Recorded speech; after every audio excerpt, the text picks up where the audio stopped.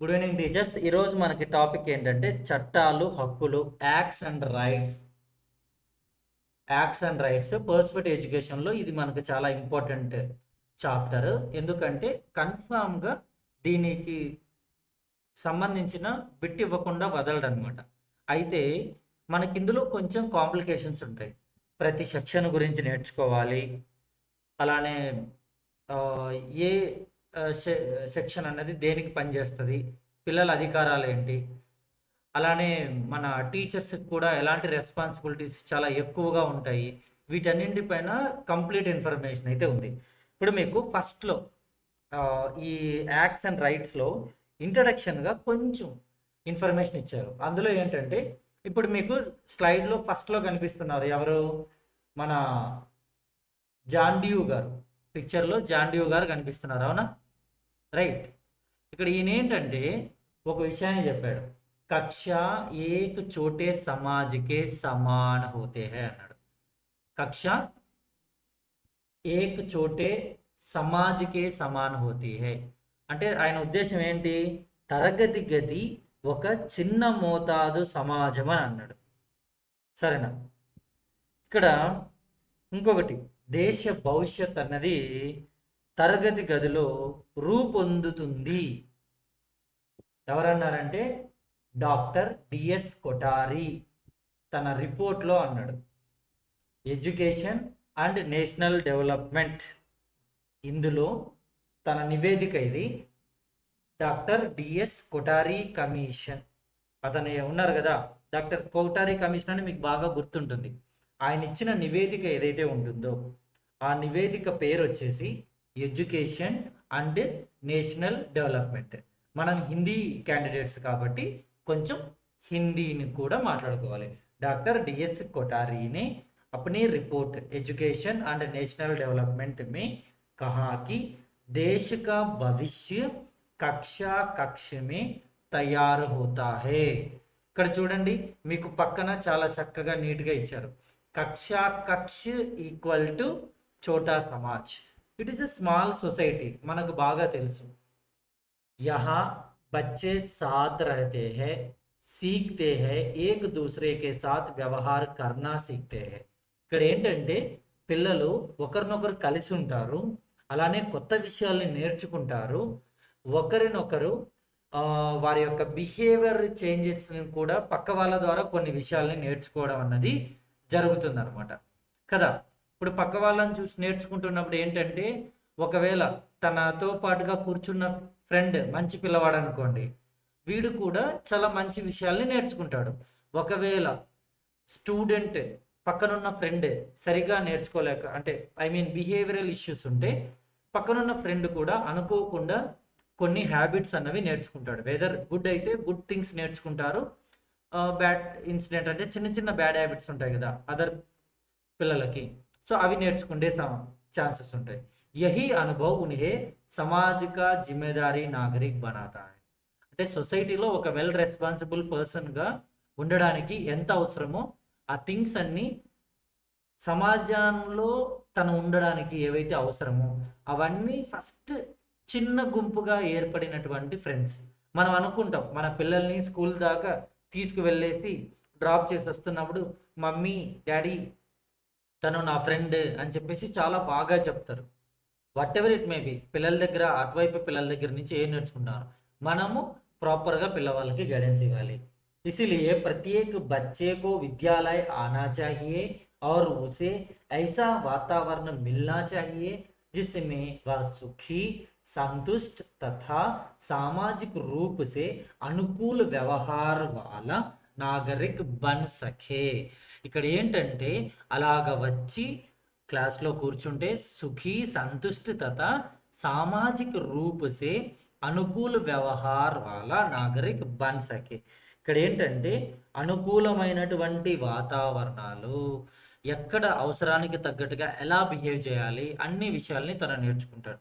Suppose ఇక్కడ ఉన్నటువంటి కూర్చున్న పిల్లలు, ఇప్పుడు రెడ్ డ్రెస్ వేసుకున్న ఒక అమ్మాయి ఉంది, మధ్యలో ఒక బ్లూ డ్రెస్ వేసుకున్న అబ్బాయి ఉన్నాడు, ఇటువైపు ఇంకో అమ్మాయి ఉంది. మీరు గమనిస్తే హెయిర్ స్టైల్స్ డిఫరెంట్గా ఉన్నాయి. ఇక్కడ ముగ్గురు అమ్మాయిలు ఉన్నారు, ముగ్గురు అమ్మాయిలు ఇటువైపు బ్యాక్ సైడ్ మన టీచర్ సైడ్ కూర్చున్న అమ్మాయిని మీరు చూస్తే ఈ అమ్మాయి డ్రెస్సింగ్ స్టైల్ కొంచెం డిఫరెంట్గా ఉంది, రైట్? ఇక్కడ ఏంటంటే వీళ్ళందరిలోనూ, ఇక్కడ ఉన్నటువంటి పిల్లలందరిలోనూ కొన్ని విషయాలు నేర్చుకుంటున్నప్పుడు వెంటనే టీచర్ ఇన్వాల్వ్ అయ్యి ఇవి చెయ్యకూడదు, ఇవి చెయ్యాలి, ఇలా ఉండాలి అని ప్రతిదీ నేర్పిస్తారు. అలానే పిల్లలందరితో కలిసి ఉన్నప్పుడు కల్మషం లేని మనుషులు అందరూ చాలా సంతోషంగా ఉంటారు. నెక్స్ట్, इसी दृष्टिकोण से हमारे देश में सभी बच्चों को शिक्षा उपलब्ध कराने के लिए अनेक कानून बनाए गए हैं। बच्चों के अधिकारों से संबंधित भी अनेक कानून बनाए गए हैं। इन कानूनों को सही ढंग से लागू करने के लिए शिक्षकों को इनके बारे में व्यापक जानकारी होना आवश्यक होते हैं। ఇక్కడ ఏంటంటే పిల్లలు సొసైటీ చాలా బాగుండాలి అంటే కన్ఫామ్గా పిల్లలకంటూ కొన్ని రైట్స్, యాక్ట్స్ ఇవన్నీ తీసుకురావాలి. ఎందుకంటే ఇప్పుడు ఉన్నటువంటి పిల్లలు నెక్స్ట్ జనరేషన్లో వాళ్ళు చాలా స్ట్రాంగ్, సొసైటీకి ఉపయోగపడే మనుషులుగా తయారయ్యేలాగా మనం ఫస్ట్ నుండే తయారు చేయాలి. సో ఫస్ట్ నుండి తయారు చేయాలి అంటే నువ్వు తయారు చేయి సమ్ ఏ టీచర్ తయారు చేయి, సమ్ బి టీచర్ తయారు చేయండి, సమ్ డి టీచర్ తయారు చేయండి అని చెప్తే వాళ్ళుగా చేయలేరు అనమాట. సో కాబట్టి వీటన్నిటికీ కేంద్ర ప్రభుత్వం ఏ జాగ్రత్తలు తీసుకోవాలి, రాష్ట్ర ప్రభుత్వం ఎలాంటి జాగ్రత్తలు తీసుకోవాలి, అలానే స్థానిక ప్రభుత్వాలు ఎలాంటి జాగ్రత్తలు తీసుకోవాలి, మొత్తం తల్లిదండ్రులు, ఒక ఉపాధ్యాయుడు ఎలాంటి ఈ విషయాల్లో చాలా కేర్ఫుల్గా ఉండాలి, అన్నింటి విషయాలపైన ఒక ఆర్టీఈ 2009 అన్నది స్టార్ట్ చేశారనమాట. మనము ఇప్పుడు కొంచెం ముందుకు వెళ్దాం. ఇక్కడ ఏంటి చూడండి, బాల్ అధికార అధినియం ఆర్టీఈ యాక్ట్ 2009. దీని గురించి కొంచెం డీప్గా పిన్ టు పిన్ ఒక్కొక్క పాయింట్ని చూస్తే ప్రత్యేక బచ్చే కా అధికార హై, దీన్ని వాళ్ళకి రైట్ లాగా తీసుకొని వచ్చారు. ఇప్పుడు ఒకప్పటి కాలంలో ఎలా ఉండేదంటే ఎవరి పిల్లలకి వాళ్ళ తల్లిదండ్రులు వారి యొక్క అభిరుచులకు అనుగుణంగా చదువులకు నేర్పించడానికి పంపించే వాళ్ళు, కొంతమంది వారి యొక్క వృత్తులను అలాగే చేయించుకుంటూ ముందుకు సాగేవాళ్ళు. ఇప్పుడు అలా కాదనమాట. ప్రత్యేక బచ్చే కా అధికార హై శిక్షా సే సశక్త భారత్ కా నిర్మాణ్ కర్నే కే లియే, అంటే ఎడ్యుకేషన్ ద్వారా సక్సెస్ఫుల్, బాగా పవర్ఫుల్ ఇండియాని తయారు చేయాలంటే ఇప్పుడున్న పిల్లలకి కన్ఫామ్గా వాళ్ళకి అందించాల్సిన మినిమం ఎడ్యుకేషన్ అనేది కంపల్సరీగా ఉండాలి. शिक्षा को मौलिक अधिकार बनाए जाने के बाद सभी बच्चों को शिक्षा उपलब्ध कराने के उद्देश्य से भारत की संसद ने अगस्त 2009 में यह कानून पारित किया गया है. 2009 ఆగస్ట్ 25లో దాన్ని తీసుకొని వచ్చారు. నెక్స్ట్ దానికి రాష్ట్రపతి ఆమోదం అన్నీ జరిగింది 26. తర్వాత 26లో ఆగస్టు 26లో రాష్ట్రపతికి స్వీకృతి మిలే హై, అంటే రాష్ట్రపతి ఆమోదం పొందింది ఆగస్టు 2009. ఇది చాలా ఎంతో ముఖ్యమైన డేట్స్ ఇవన్నీ ఉంటాయి ఇందులో. భారత సర్కార్ని ఇసే బచ్చోं का निःशुल्क एवं అనివార్య శిక్షా కా అధికార అధినియం కహా హే, అంటే ఏమన్నారండి, పిల్లలకు కన్ఫామ్గా ఫ్రీ అండ్ కంపల్సరీ ఎడ్యుకేషన్.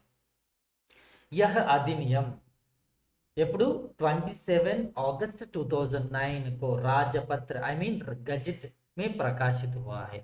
तो 26 डेट 2009 రాష్ట్రపతి ఆమోదం పొందితే 27 ఆగస్ట్ గెజెట్గా విడుదలైనది. యహ్ అధినియం 1 अप्रैल 2010 से लागू 1 अप्रैल 2010 से लागू हुआ. Why teacher is speaking only in some numbers time in English, all these things only for all languages. ఇప్పుడు అన్ని ఇంగ్లీష్ మీడియం స్కూల్స్ అయిపోయినాయి. మనం కూడా హిందీతో పాటుగా ఇంగ్లీష్ను కూడా, మీరు ఎలాగో పిల్లల కోసం నంబర్స్ అన్నిటిని నేర్చుకుని ఉంటారుగా, ఇంగ్లీష్ మీడియం స్కూల్స్లో క్లాసులు చెప్పుకుంటూ వెళ్ళిపోతూ ఉండగా మనకు ఆటోమేటిక్గా ఇలాంటివి కూడా అలవాటు అయిపోయాయి. అంతే, దానివల్ల ఇలాగా ముందుకు సాగుతున్నాం. నెక్స్ట్ వన్ మోర్ థింగ్, ఇది ఎప్పటి నుండి స్టార్ట్ అయింది అని అంటే 1 ఏప్రిల్ 2010, 26 ఆగస్ట్ 2009 రాష్ట్రపతి accepted. Next free and compulsory education 27 August 2009 gazette published. Next తర్వాత 1 ఏప్రిల్ 2010 స్టార్ట్ అయినది ఎప్పటి నుండి 2010 1 ఏప్రిల్. నెక్స్ట్ ఇస్ అధినియం మే, ఇది చాలా చాలా చాలా ఇంపార్టెంట్. इस अधिनियम में कुल 7 अध्याय, नियरली 36 धाराएं అంటే 36 సెక్షన్స్, 1 అనుసూచి. అనుసూచి అంటే షెడ్యూల్స్ అనమాట. దాదాపుగా ఇందులో ఎన్ని ఉన్నాయండి?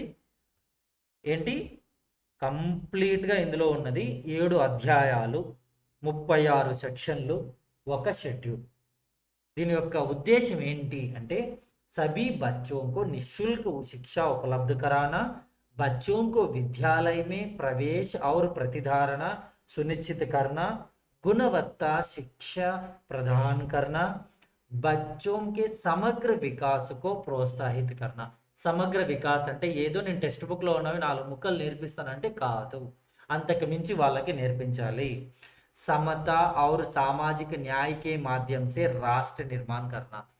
ఇక్కడ ఏంటంటే సామాజిక న్యాయకే మాధ్యంసే సమత. ఇవేంటివంటే మనము ఎవరో కొద్ది మందికి మాత్రమే ఎడ్యుకేషన్ అలా కాకుండా ప్రతి ఒక్కరికి కంపల్సరీగా అందచేయాలి అన్నది దీని యొక్క ముఖ్యమైన ఉద్దేశం అన్నమాట.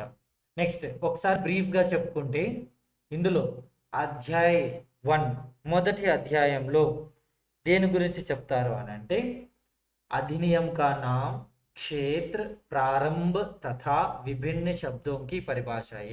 మొత్తం అధ్యాయం 1లో అంటే మొదటి చాప్టర్లో సెక్షన్ 1 to 3 अधिनियम का नाम, क्षेत्र, प्रारंभ तथा विभिन्न शब्दों की परिभाषाएं. नेक्स्ट अध्ययन 2 धारा 4 से 5 बच्चों का निःशुल्क शिक्षा का अधिकार, विद्यालय में प्रवेश तथा स्थानांतरण, प्रमाण पत्र, టీసీ రిలేటెడ్. సరేనా? అంటే free and compulsory, student entry, next TC related information ఇందులో ఎక్కువగా ఉంటుంది. అధ్యాయ 3 धारा 6 से 11 केंद्र सरकार, राज्य सरकार, स्थानीय सरकार तथा माता पिता के उत्तरदायित्व. అంటే 3వ చాప్టర్లో సెక్షన్ 6 to 11 ఏం చెప్తుందంటే central government involvement, state government involvement, next local government. అంటే ఇప్పుడు మనకి సెంట్రల్ అండ్ స్టేట్ తర్వాత లోకల్ అథారిటీస్ ఎవరు? Municipal, next collectors, MUO offices, DO offices, ఇవన్నీ మొత్తం అందరూ వస్తారనమాట. నెక్స్ట్ మాతాపితాకి ఉత్తరదాయిత్వం. ఇవన్నీ మొత్తం రెస్పాన్సిబిలిటీస్ ఎవరెవరు తీసుకోవాలి, ఎలా ఉంటాయి. అధ్యాయ 4 అంటే 4th చాప్టర్. దాదాపుగా ఇక్కడ 12 to 28 చాప్టర్స్ ఉంటాయి. 12 to 28 సెక్షన్స్ ఉంటాయి. विद्यालय एवं शिक्षकों की जिम्मेदारियां, इसमें बच्चों के चयन पर रोक, डोनेशन, कैपिटेशन फीस रोक, बच्चों को शारीरिक या मानसिक दंड ना देना तथा विद्यालय के मानकों का पालन आदि शामिल. అంటే ఇందులో అన్ని మొత్తంగా ఫీజ్ కలెక్షన్స్, డొనేషన్స్ రూపంలో క్యాపిటేషన్ ఫీజు లాగా కలెక్ట్ చేయడము, పిల్లలకి శారీరకంగా అవ్వచ్చు, మానసికంగా అవ్వచ్చు, ఎలాంటి పనిష్మెంట్స్ ఇవ్వకూడదన్నది ఇది మనకు కొంచెం బాగా ఉపయోగపడుతుందండి. చూడండి, ఏ అధ్యాయంలో శారీరకంగాను ఒక స్టూడెంట్కి, మానసికంగాను మనం ఎట్టి పరిస్థితుల్లో తనకి పనిష్మెంట్ అన్నది ఇవ్వకూడదు అన్న విషయాల్ని కొంచెం జాగ్రత్తగా ఏ చాప్టర్లో చెప్పబడింది, అధ్యాయ 4. సరేనా? మరి ఏ సెక్షన్ అన్నది మనం లోపటి ఎక్స్ప్లెనేషన్స్లో తెలుసుకుందాం. నెక్స్ట్ అధ్యాయ 5 అంటే చాప్టర్ 5. ఇందులో సెక్షన్ 29 నుండి 29 and 30 అంతే, ఇంకెక్కువ ఏమనిపించవు. गुणवत्ता शिक्षा, पाठ्यचर्या, पाठ्यक्रम तथा मूल्यांकन व्यवस्था से संबंधित. नेक्स्ट अध्याय 6 ఇక్కడ దాదాపుగా ధారా 31 to 34 అంతే, 44 కాదు 34. నెక్స్ట్ తర్వాత बच्चों के अधिकारों की सुरक्षा, निगरानी, शिकायतों का समाधान तथा విభిన్న సలహాకార సమితిयों का గఠన్ అంటే ఏంటి ఎస్ఎంసీస్. అలానే ఒకవేళ కంప్లైంట్ చేస్తే స్కూల్ లెవెల్లో ఎవరికి కంప్లైంట్ చేయాలి, తర్వాత స్కూల్ లెవెల్లో కంప్లైంట్ పిల్లలు చేసినప్పుడు వాటికి సాల్వ్ అవ్వకపోతే నెక్స్ట్ ఏ లెవెల్, తర్వాత ఎవరి దాకా వెళ్ళాలి, ఇలాంటివన్నీ అందులో నీట్గా ఉన్నాయి. అంటే స్టూడెంట్ ప్రొటెక్షన్ కూడా చాలా ఇంపార్టెంట్. ఇప్పుడు ఫ్రీ అండ్ కంపల్సరీ ఎడ్యుకేషన్ ఒకటి పెట్టేసామంటే కాదు కదా, వాళ్ళకు కూడా కొన్ని ప్రాబ్లమ్స్ అనేవి ఫేస్ చేయాల్సి వస్తుంది, అవి కూడా ఉంటాయి. సో వాటన్నింటికి ప్రొటెక్షన్ ఉండాలి కదా, అందుకోసమే ఇవన్నీ అనమాట. నెక్స్ట్ అధ్యాయ్ 7 ధారా అంటే సెక్షన్ 35 to 38 आरटीए अधिनियम के क्रियान्वयन के संबंध में निर्देश जारी करने की शक्ति అభియోజన తథా అన్య కార్యవాహి. అంటే కొన్ని మార్పులు చేర్పులు ఏమైనా చేయాలనుకుంటున్నా, కొన్ని ఏవైనా గైడ్లైన్స్ ఇవ్వాలనుకుంటున్నా, వీటన్నింటికి సంబంధించి కంప్లీట్ క్లియర్ కట్ ఇన్ఫర్మేషన్స్ అన్నవి ఇందులో ఎక్కువగా మీకు కనిపిస్తాయి. ఇప్పుడు మీకు దాదాపుగా 7 చాప్టర్స్ గురించి చాలా క్లియర్గానే మీకు ఇన్ఫర్మేషన్ ఉంటుందని నేను అనుకుంటున్నాను. రైట్, ఫస్ట్ ఏమన్నా మనము అధ్యాయ 1 చాప్టర్ 1 ఇందులో ఏం చెప్పామండి, పేరు పరిధి ప్రారంభాన్ని తెలియజేస్తుందని చాలా నీట్గా చెప్పాం కదా. రైట్, ఇందులో ఫస్ట్ బాలక్ ఏంటి, పిల్లవాడికి సంబంధించి మొదటిది ఏంటంటే చహసే 14 వర్ష. పిల్లవాడంటే ఎవరు, ఇందులో పిల్లవాడంటే ఎవరు, ఇక్కడ పిల్లవాడు అనగా మనకి 6 నుండి 14 సంవత్సరాల వయసు గల అబ్బాయిలు అమ్మాయిలు. నెక్స్ట్ సెకండ్ ఎలిమెంటరీ ఎడ్యుకేషన్ అంటే ఏంటి, 1 నుండి 8వ తరగతి వరకు. ఇప్పుడు ఎలిమెంటరీ ఎడ్యుకేషన్ ఆర్టీఏ యాక్ట్ 2009 ప్రకారం ఎలిమెంటరీ స్కూల్ అంటే 1 to 5 కాదు, 1 to 8. నెక్స్ట్ క్యాపిటేషన్ ఫీజు అంటే ఏంటి, విద్యాలయ ద్వారా నిర్ధారిత శుల్కకే అతిరిక్త్ అంటే ఒక పర్టికులర్గా ఇంత ఫీజు కట్టాలన్నది డిసైడ్ అయి ఉంటుంది కదా గవర్నమెంట్, అది కాకుండా కిసి అన్య రూప్ అంటే చందాల రూపంలో, దానం చేయండి అనేటటువంటి రూపంలో కానీ, డొనేషన్స్ కట్టండి, ఇలాగా ఈ ఏదైనా అవ్వచ్చు, చందా అవ్వచ్చు, దానం రూపంలో అవ్వచ్చు, డొనేషన్ రూపంలో అవ్వచ్చు, ఏదైనా కానీ ఇవన్నీ క్యాపిటేషన్ ఫీజు. నిర్ధారించిన ఫీజు కాకుండా మరేంటి సార్ నిశుల్క్ అన్నారు కదంటే ప్రైవేట్ ఉంటాయి, అలానే కొన్ని మనము ఫీజు కట్టించాల్సి ఉంటుంది. గవర్నమెంట్ విషయంలో కూడా చిన్న చిన్నవి అక్కడక్కడ కట్టేవి ఏమన్నా ఉంటే, లేదు ప్రైవేట్ సెక్టర్స్లో నిర్ధారించిన ఫీజు కాకోకుండా చందాల రూపంలో, దానం రూపంలో, డొనేషన్స్ రూపంలో అడగకూడదు. అలా అడిగితే అవి క్యాపిటేషన్ ఫీజు కేటగిరీ వైపుకి వస్తాయి. సంబంధిత సర్కార్ ఎవరు దీనికి అంటే పైన అథారిటీస్గా ఇవన్నీ ప్రాపర్గా జరగడానికి సంబంధిత సర్కార్ అంటే రిలేటెడ్ గవర్నమెంట్స్ అంటే ఎవరు, राज्य सरकार, केंद्र सरकार, सेंट्रल गवर्नमेंट ఉంటుంది, स्टेट गवर्नमेंट ఉంటుంది. जिस राज्य में विद्यालय स्थित है वहाँ की राज्य सरकार, ఏ రాజ్యంలో అయితే ఆ స్కూలు ప్రెజెన్స్లో ఉంటుందో ఆ స్టేట్, అలానే సెంట్రల్ గవర్నమెంట్, ఇద్దరు సంబంధిత గవర్నమెంటే. నెక్స్ట్ స్థానియ ప్రాధికరణ్, లోకల్ అథారిటీ అంటే ఎవరు, లోకల్ అథారిటీ అనే డెఫినేషన్ వస్తే దానికి సంబంధించి ఎవరు అంటే నగర నిగమ్, నగరపాలిక, జిల్లా పరిషత్, మండల క్షేత్రీయ పరిషత్, గ్రామ పంచాయతీ. అది అంటే ఇప్పుడు మండల పరిషత్ పాఠశాల అని ఉంటుంది, జిల్లా పరిషత్ పాఠశాల అని ఉంటుంది, మున్సిపల్ కార్పొరేషన్, మున్సిపల్ స్కూల్స్, ఇలాగ డిఫరెంట్ నేమ్స్ ఉంటాయి. అంటే ఏంటి, వాళ్ళ అథారిటీస్లో రన్ అవుతున్నాయి అని అర్థం. అంటే మ్యాక్సిమం అందుకే కదా ఆ పేర్లు అలాంటివన్నీ మెన్షన్ చేసి పెట్టేసి ఉంటారు అనమాట. సో ఇప్పుడు మీకు లోకల్ అథారిటీస్ అంటే మున్సిపల్ కార్పొరేషన్స్, జిల్లా పరిషత్ జెడ్పీ, మండల్ లెవెల్ క్షేత్రీయ పరిషత్, స్థానిక పాఠశాల, గ్రామ పంచాయతీ లెవెల్తో. ఇప్పుడు గ్రామ పంచాయతీ లెవెల్లో కూడా బాగా ఎక్కువ మంది జనాభా ఉంటే అక్కడ కూడా ఒక పాఠశాల అనేది ఉంటుంది కదా, దాని గురించి ఇక్కడ మెన్షన్ చేయడం అనేది అయితే జరుగుతుంది. నెక్స్ట్ తర్వాత చూడండి అధ్యాయ 1లోనే ధారా 2 అంటే ఏంటి, సెక్షన్ 2 ఇందులోనే పరిభాష ఉన్నాయి కదా, ఆ పరిభాషలోనే మిగిలినవి ఇంకా విద్యాలయ అంటే ఏంటి, ऐसा मान्यता प्राप्त विद्यालय जो प्रारंभिक शिक्षा प्रदान करता है. మాన్యతా ప్రాప్త విద్యాలయ అంటే ఇక్కడ ఏంటి, పిల్లలకి స్కూల్ అంటే ఏదో కాదండి, ప్రాథమిక విద్యను అందజేస్తూ ప్రభుత్వ గుర్తింపు పొందబడినటువంటి బడి. వంచిత వర్గ బచ్చే అంటే ముఖ్య रूप से एससी एसटी बीसी నెక్స్ట్ సామాజిక ఏవం శైక్షిక रूप से పిछడే వర్గ, వీళ్ళంతా వంచిత వర్గకే బచ్చే. మనం దీన్ని ప్రతికూల వర్గాలకి చెందినటువంటి బాలలు అని తెలుగులో అంటాం. కమ్జోర్ వర్గకే బచ్చే అంటే కమ్ ఆయ్ వాలే అంటే తక్కువ ఇన్కమ్ ఉన్నటువంటి వాళ్ళు, పరివార్సే సంబంధిత బచ్చే. కమ్ ఆయ్ వాలే పరివార్. కమ్జోర్ అంటే బలహీన వర్గానికి చెందిన బాలలు అంటే వార్షిక ఆదాయము తక్కువగా గల తల్లిదండ్రులకు చెందిన బాలలు. వంచిత వర్గ అంటే ఎస్సీ ఎస్టీ బీసీ సామాజిक एवं शैक्षिक रूप से पिछड़े वर्ग. कमजोर वर्ग के बच्चे అంటే కమ్ ఆయ్ వాలే పరివార్, తక్కువ ఆదాయం వార్షిక ఆదాయం ఉన్నటువంటి కుటుంబం యొక్క పిల్లలు, ఆ బాలలు. బాల అధికార సంరక్షణ ఆయోగ్ అంటే ఏంటి? బాలల హక్కుల సంరక్షణ కమిషన్. బాల అధికార సంరక్షణ ఆయోగ్ అధినియం 2005 సెక్షన్ 3 ప్రకారం ఏర్పాటు చేయబడినది. అంటే బాలల హక్కుల సంరక్షణ కమిషన్ చట్టం 2005 సెక్షన్ 3 ప్రకారము ఏర్పాటు చేయబడిన ఒక కమిషన్. ఇదేంటి? బాల అధికారంకి సురక్ష హమారా సంకల్ప్.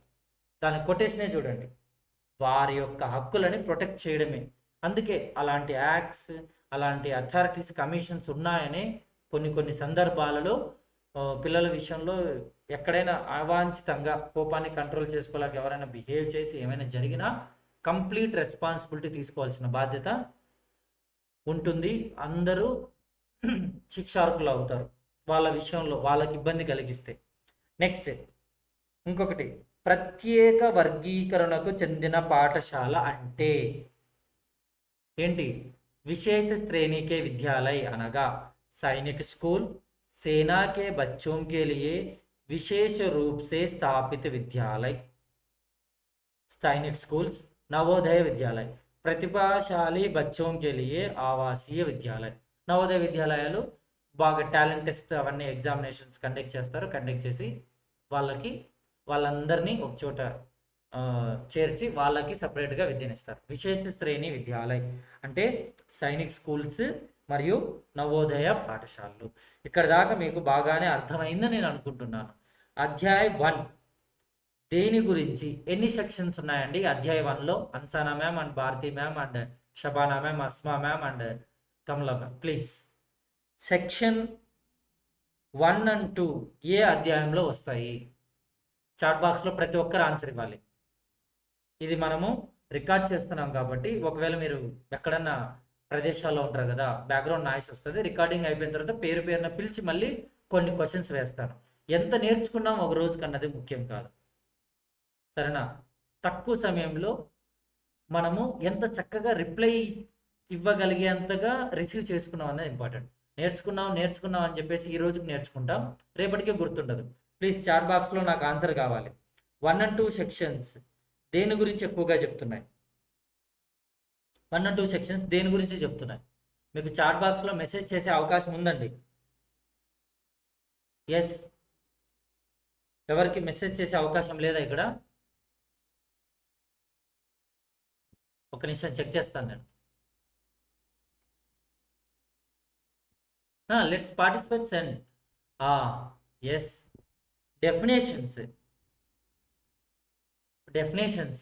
డెఫినేషన్స్ పిల్లలంటే ఎవరు, స్కూల్ అంటే ఎవరు, అలానే క్యాపిటేషన్ అంటే ఏంటి, ఎలిమెంటరీ ఎడ్యుకేషన్ అంటే ఏంటి, విశేష శ్రేణికే విద్యాలయ అంటే ఏంటి, వీటన్నింటి గురించి చాలా నీట్గా క్లియర్గా ఎక్స్ప్లెయిన్ చేయబడ్డది. నెక్స్ట్ తర్వాత చూడండి, అధ్యాయ్ 2 సెకండ్ 1 ఏంటి? ఉచిత నిర్బంధ విద్యకు హక్కు. 3 సెక్షన్లు ఉన్నాయి ఇందులో. ఎన్ని సెక్షన్స్ ఉన్నాయండి? సెకండ్ చాప్టర్లో ఎన్ని సెక్షన్స్ ఉన్నాయి? దాదాపుగా 3 సెక్షన్లు ఉన్నాయి, 3 నుండి 5 వరకు. ఎన్ని సెక్షన్లు ఉన్నాయి అస్మా మ్యామ్? ఎన్ని సెక్షన్స్ ఉన్నాయి? మొత్తంగా ఎన్ని సెక్షన్స్ ఉన్నాయి ఇందులో? 3, 4, 5. అందరు రిప్లై ఇవ్వాలి. రిప్లై ఇవ్వకుండా కామ్గా కూర్చోడానికి ఇక్కడ కుదరదు. రిప్లై ఖచ్చితంగా ఇవ్వాలి. అప్పుడే మీకు కూడా ఒకవేళ పొరపాటున మనం జస్ట్ అలాగ క్యాజువల్గా గూగుల్ మీట్ క్లాస్లో కూర్చుంటే సరిపోదు, అడుగుతారు అని అలర్ట్గా ఉంటాం. ఒకవేళ మనకు వేరే పనులుండి జస్ట్ వింటున్నామంటే we're not running a radio station, right? ఇది క్లాస్. మనకు గూగుల్ మీట్ అయినా సరే రియల్ క్లాస్ ఫీల్తోనే మనం ఉండాలన్నమాట. Yes, right.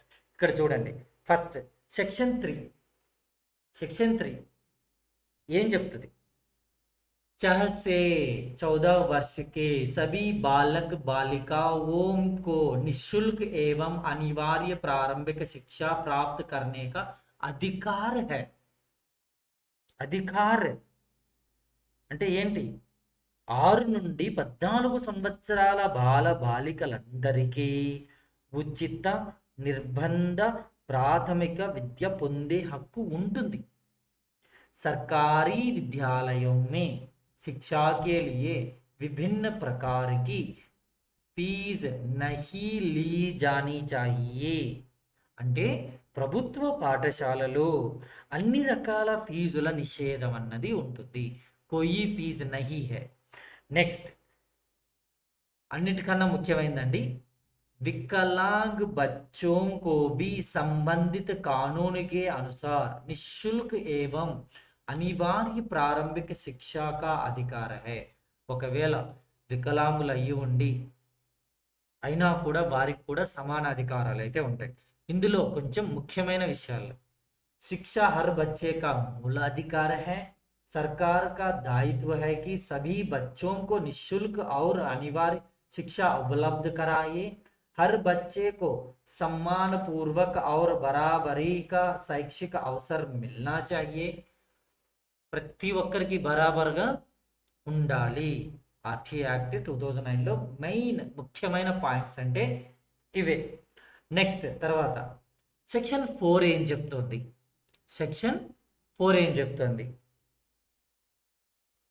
చూడండి. यदि 6 से 14 वर्ष की कोई बच्चा विद्यालय में प्रवेश नहीं ले पाए है या विद्यालय छोड़ चुका है तो उसे उसकी आयु के अनुरूप कक्षा में प्रवेश दिया जाना चाहिए. ఇక్కడ మీకు పిక్చరైజేషన్లో కూడా బాగా నీట్గా కనిపిస్తూ ఉంది చూడండి.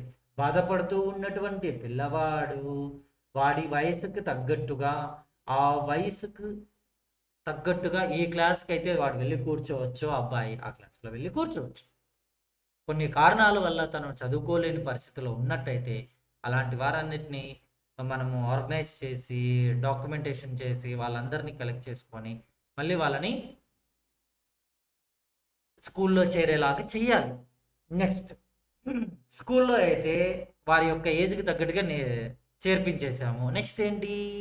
స్పెషల్ ట్రైనింగ్ ఇవ్వాలి.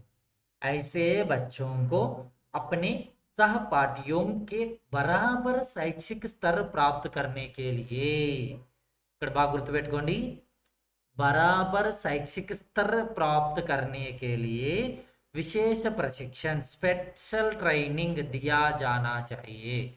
विशेष प्रशिक्षण के लाभ, आत्मविश्वास बढ़ता है, शैक्षिक स्तर में सुधार होता है, सहपाठियों के बराबर सीखने का अवसर मिलता है, विद्यालय में निरंतर बनी रहती है. ఇక్కడ ఏంటంటే వీడు పర్ఫార్మెన్స్ సరిగ్గా లేదండి అని చెప్పేసి వాడిని అదే తరగతి గదిలో పెట్టకూడదు. దానికి స్పెషల్ ట్రైనింగ్ అనేటటువంటి పదం ఎందుకు ఇచ్చారు అంటే అందుకే విశేష ప్రశిక్షణకి అవధి. ఇది మనకు ఎగ్జామినేషన్ పర్స్పెక్టివ్లో చాలా ఇంపార్టెంట్ అవుతుంది. ఎందుకంటే సెక్షన్ 4 ఏ యూనిట్, సెకండ్ యూనిట్ ఏజ్కి రిలేటెడ్. నెక్స్ట్, ఏజ్కి తగ్గట్టుగా వాళ్ళని స్కూల్ ఎన్రోల్మెంట్ చేయించాలి. వాడి నెక్స్ట్ స్పెషల్ ట్రైనింగ్ ఇవ్వాలి. స్పెషల్ ట్రైనింగ్ ఇవ్వాలి అయితే ఎన్ని రోజులు ఇవ్వాలి? కమ్ సే కమ్ 3 మహీనే, ఆవశ్యకతకి అనుసార్ అధికతం దాదాపుగా ఒక 2 years వరకు కూడా దాన్ని పెంచుకుంటూ వెళ్ళొచ్చు. అంటే ఏంటి, ఇయర్లో 3 months ఇచ్చాము, ఇంకా డెవలప్ అవ్వలేదు, ఇంకా ట్రైనింగ్ ఇవ్వాలి, ఇంకా డెవలప్ అవ్వలేదు, ఇంకా ట్రైనింగ్ ఇవ్వాలి. అలాగా కమ్సే కమ్ ఒకవేళ అవసరమైతే 2 years వరకు కూడా పొడిగించవచ్చు. ఎందుకు ఇలాంటి మాటలు ఇక్కడ చాలా నీట్గా మెన్షన్ చేశారంటే, వీడు అసలే 2-3 ఇయర్స్ ఏం చదవలేదు సార్, ఈ అబ్బాయి అమ్మాయి ఏం చదవలేదు, ఏం రావట్లేదు, ఇదే క్లాస్లో పెట్టేస్తే పక్క పిల్లవాళ్ళతో పాటుగా ఏం ముందుకు వెళ్ళలేకపోతున్నాడు అని చెప్తే కాదు. రీజన్స్ చెప్పి తప్పించుకోవడానికి టీచర్స్కి లేనే లేదు. రైట్. నెక్స్ట్ తర్వాత నెక్స్ట్ ధారా 5 సెక్షన్ 5 దీని గురించి ఒకసారి చూస్తే, స్థానాంతరణక అధికారం. సింపుల్గా సెక్షన్ 5 దేని గురించి ఉంది? స్థాनांतरण का अधिकार అంటే ట్రాన్స్ఫర్ అయ్యేది. स्थानांतरण का अधिकार, यदि कोई बच्चा किसी भी कारण से दूसरे विद्यालय में जाना चाहता है, ఏ కారణము చేతైనా వెళ్ళాలనిపిస్తే ఉసే విద్యాలయ బదల్నే కా అధికార హై. అందుకే ఇప్పుడు స్కూల్స్ చాలా భయపడుతున్నారు. వాళ్ళకి రైట్ ఉంది. మీరు పిల్లలు మీరు ఇలానే ఉండాలి, ఇలానే చెయ్యాలి, మేము చెప్పినవే రూల్స్, మేము చెప్పే విధంగానే నువ్వు చదువు వినాలి, అలాగా వాడికి చాలా రెస్ట్రిక్షన్స్ పెట్టడానికి లేదు. ఫ్రీ అండ్ కంపల్సరీ ఎడ్యుకేషన్, ఉచిత నిర్బంధ విద్య. నిర్బంధ విద్య అంటే బంధించినట్టుగా ఉండకూడదు వాడికి చదువు చెప్పడం. నిర్బంధము అంటే ఇక్కడ బంధించినట్టుగా ఉండకూడదని, బలవంతంగా రే నువ్వు చదువు, అబ్బాయి చదువు, అమ్మాయి చదువు, నో, ఇదంతా బంధించినట్టు ఉంటుంది. బాగా ఆహ్లాదకరంగా ఉండాలి. ఒక టీచరు అలాగా క్లాస్లోనికి ఎంటర్ అవుతున్నారంటే అమ్మయ్యా, ఇంకా మనకు చాలా జాలీగా టాపిక్ అర్థమైపోతుంది, చాలా నీట్గా చెప్పేస్తారు, ఆ ఫీలింగ్ ఉండాలి. ఇలాంటివన్నీ ఏం మనం చెయ్యకపోతే వాడికి ఏ కారణం చేతైనా ఇంకొక స్కూల్కి వెళ్ళే రైట్ అబ్బాయికి ఉంటుంది. टीसी जारी करना अनिवार्य, पिछले विद्यालय के प्रधान अध्यापक टीसी जारी करना ही चाहिए. लास्ट स्कूल हेडमास्टर कंपल्सरीगा. కొంచెం ఇంపార్టెంట్, टीसी उपलब्ध नहीं होने के कारण किसी बच्चे को नए विद्यालय में प्रवेश देने से मना नहीं किया जा सकता. ఇంకొకటి ఏంటంటే ప్రవేశ అనివార్య రూప్ సే దియా జాయేగా. ఈ స్కూల్లో నచ్చలేదు, ఇంకా టీసీ అక్కడి నుండి రిలీజ్ అవ్వలేదు, నువ్వు టీసీ తీసుకొని వస్తేనే మా స్కూల్లోనికి ఎంట్రీ, ఇలాంటి మాటలు అస్సలు మాట్లాడకూడదు. ఎస్, ఆ స్కూల్ నాకు నచ్చలేదు, ఆ స్కూల్ నుండి మీ స్కూల్కి రావాలనుకుంటున్నాను, వి అప్లైడ్ ఫర్ టీసీ రాగానే మీకు సబ్మిట్ చేస్తాను అని చెప్పుకోవచ్చు. ఇంకా ట్రాన్స్ఫర్ సర్టిఫికేట్ రాలేదు, అవైలబుల్లో లేదు కాబట్టి నిన్ను మా స్కూల్లోనికి ఎంట్రీ ఇవ్వము అని కొత్త స్కూలు అనడానికి లేదు. కంపల్సరీగా వాళ్ళని తీసుకోవాల్సిందే. ఓకేనా teachers? I hope you understand today's short term session. And one more thing, ఎవరైనా ఈ March group and February groups, then again long term DSC బ్యాచ్లోనికి ఎవరైనా జాయిన్ అవ్వాలి అనుకుంటే జస్ట్ వాట్సాప్లో మెసేజ్ చేయండి. దాని తర్వాత కంప్లీట్ డీటెయిల్స్ మీకు ఎక్స్ప్లెయిన్ చేస్తాను.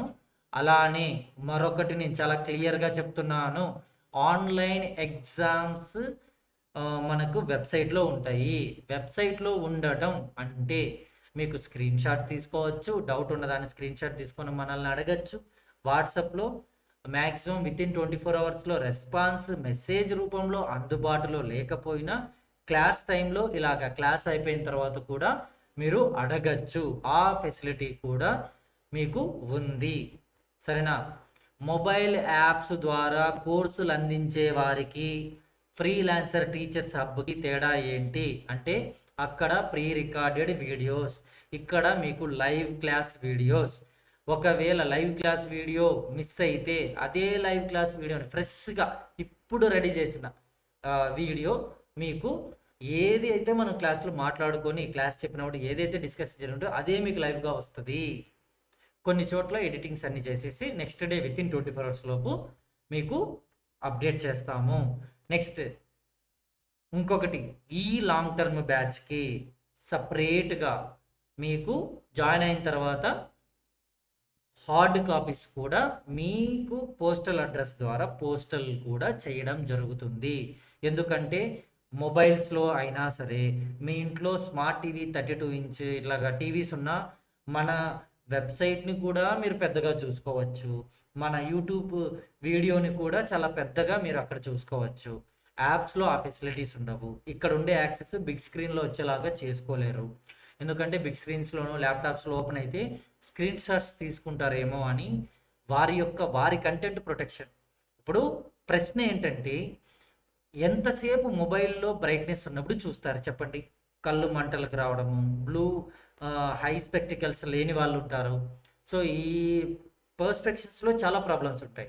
నెక్స్ట్ అన్నింటికన్నా ముఖ్యమైనది ఫ్రీలాన్సర్ టీచర్ సబ్ ముఖ్య ఉద్దేశ్యం ఒక్కటే. జాబ్ చేస్తూ ఫ్యామిలీ కోసం, అలానే ఫ్యామిలీ రెస్పాన్సిబిలిటీస్ చిన్నపిల్లలుండి, గవర్నమెంట్ జాబ్ కోసం నేను ప్రిపేర్ అవ్వాలి. మార్నింగ్ నుండి ఈవినింగ్ వరకు నా కుటుంబం కోసం నేను పని చేసినా, మా కుటుంబాన్ని కేర్ తీసుకుంటున్నా, నేను డిఎస్సికి ప్రిపేర్ అవ్వాలి అనుకుండే వాళ్ళకి ఇది the best platform. Next every teachers individual care కంపల్సరీగా ఉంటది. ఇండివిజువల్ క్వెషనింగ్ ప్రతి ఒక్కరిని అడుగుతామనమాట. ఏంటి? ఎందుకు? 1 ఆర్ 2 డేస్ ఎగ్జామ్స్ రాయకపోయినా, మళ్ళీ క్లాసెస్‌కి అటెండ్ అవ్వకపోయినా, ఒక స్కూల్‌లో ఒక స్టూడెంటే ఎలాంటిగా మనము అబ్జర్వేషన్స్ అన్నీ చేస్తుంటామో అలాంటివుంటాయి. నెక్స్ట్ ఈ టైంలో ఆన్‌లైన్‌లో టెస్ట్ రాసుకున్నవి కూడా మీరు హార్డ్ కాపీస్ కావాలనుకుంటున్నా కూడా, హార్డ్ కాపీస్ జిరాక్స్ తీసేసి మీకు పోస్టల్ అడ్రస్‌కి ఇవ్వమన్నా కూడా ఫార్వర్డ్ చేస్తాం. ఈ hard copies related terms and conditions అయితే ఎక్స్ట్రా చార్జెస్ కెన్ అప్లై. ఎందుకంటే వాటిని జిరాక్స్ తీసి ఈ విషయం జిరాక్స్ ఎందుకు, హార్డ్ కాపీస్ ఎందుకు, డైరెక్ట్‌గా సాఫ్ట్ కాపీస్ మొబైల్ యాప్స్‌లో పెట్టినట్టుగా మీరు కూడా పెట్టొచ్చు కదా అంటే, రీసెంట్‌గా ఒక టీచర్, "సార్ మీరు పంపించారు. మీరు ఈరోజు ఈ పీడిఎఫ్‌ని చదవండి. రేపు టెస్ట్ పెడుతున్నామని చెప్పారు. నెక్స్ట్ డే వరకు నేను బయటికి వెళ్ళలేకపోయాను సార్. నేను వెళ్ళాలి అనుకున్నా, మా ఇంట్లో చిన్న పిల్లలు ఉన్నారు. వాళ్ళందరిని తీసుకొని వెళ్ళాలి. సింగిల్‌గా నేను వెళ్ళలేను. అంతటి రష్ ఉన్న ఏరియాస్‌కి వెళ్ళాలి. అక్కడ కూడా చాలా వెయిట్ చేయాలి జిరాక్స్ కోసం. ఎందుకంటే బిజీ ఏరియా." ఇలాంటివన్నీ చెప్పినప్పుడు హార్డ్ కాపీస్ ఇస్తే బెటర్ కదా అని అనిపించింది. I hope you understand everyone very well. ఈ వీడియో మీకు ఉంటుంది. అలానే మీరు మనకి జాయిన్ అవ్వాలి అనుకుంటున్న వాళ్ళు ఎవ్వరున్నా సరే, మా కాన్సెప్ట్ మీకు నచ్చితే, నెక్స్ట్ అప్‌కమింగ్ వీడియోస్ కూడా మీకు ఇలానే కొన్నిగా అప్డేట్ అవుతూనే ఉంటాయి. నేను ఇంకొకటి చెప్తా. నోటిఫికేషన్ వచ్చాక లాస్ట్ ఫ్యూ డేస్‌లో ఓవర్ నైట్‌లో సక్సెస్‌ఫుల్ అన్నది జరగదు. మ్యాజిక్స్ అన్నవి తక్కువ టైంలో ఎక్కువ సిలబస్ కవర్ అవ్వదు. లాంగ్ టర్మ్ బ్యాచ్‌లో జాయిన్ అవ్వడం ద బెస్ట్ థింగ్. ఓకేనా? ఇది నా సజెషన్ మాత్రమే. వెదర్ ఈ సజెషన్‌ని మీరు తీసుకోగలరా? లేదా మీరు నచ్చినట్టుగా అదేంటి సూపర్ ఫాస్ట్ లాగా నోటిఫికేషన్ వచ్చాకే తక్కువ పీరియడ్‌లో ఎక్కువ చేయగలరా? అన్నది మీ యొక్క కేపబిలిటీని బేస్ చేసుకొని ఆధారపడి ఉంటుంది. Thank you so much. ఫిర్ మిల్తే హై. ధన్యవాద్.